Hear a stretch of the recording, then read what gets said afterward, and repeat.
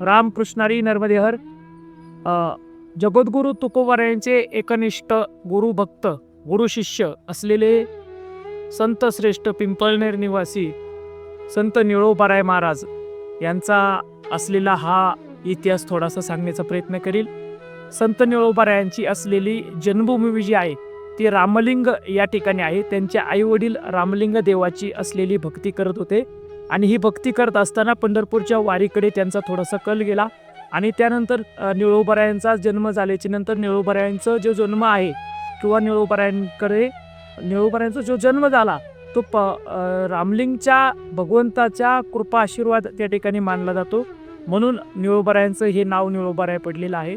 आणि संत निळोबाराय महाराज यांचं असलेलं जे कार्य आहे ते पिंपळनेरमध्ये आहे. निळा म्हणे पिंपळनेर तुझे केले पंढरपूर असं असलेलं हे पिंपळनेर क्षेत्र आहे. आणि पिंपळनेर क्षेत्रामध्ये संत निळोबारायांची असलेली सी समाधी आहे.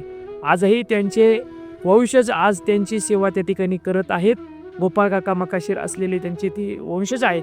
संत निळोबाराय महाराजांची असलेली गुरुभक्ती ही फार पवित्र आहे.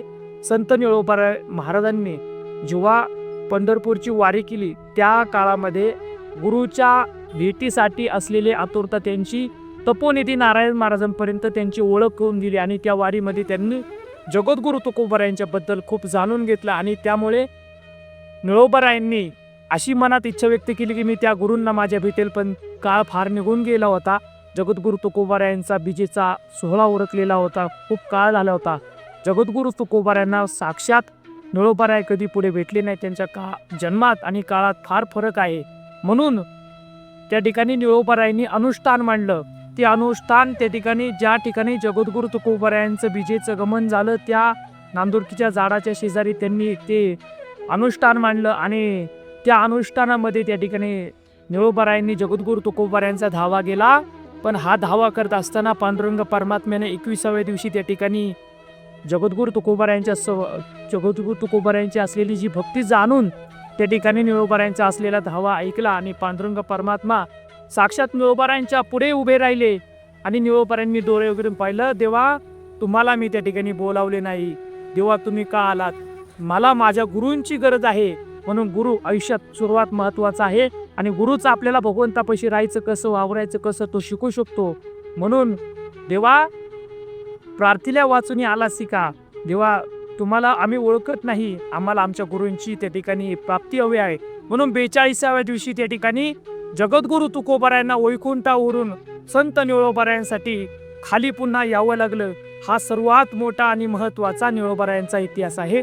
म्हणून असलेली ही निळोबारायांची वारी आज 5 संतांच्या मध्ये संत निळोबारायांना महत्त्व आहे. त्यामध्ये संत नामदेव महाराज आहेत, ज्ञानोबा, तुकोबा, एकनाथ महाराज आणि शेवटचे असलेले संत निळोबाराय असे 5 संत वारकरी संप्रदायाने मान्य आणि त्यांच्या गाथेला मान्यता दिलेली आहे. म्हणून संत निळोबारायांचा असलेला सोहळा आपण पालखी सोहळा निळोबारायांच्या गेलं पाहिजे. प्रत्येक संतांची समाधी सोहळा आपण करतो त्यासारखं निळोबारायांचा सुद्धा समाधी सोहळा आणि जगद्गुरु तुकोबारायांची असलेली बीजेचा सोहळा हा एकाच दिवशी येतो.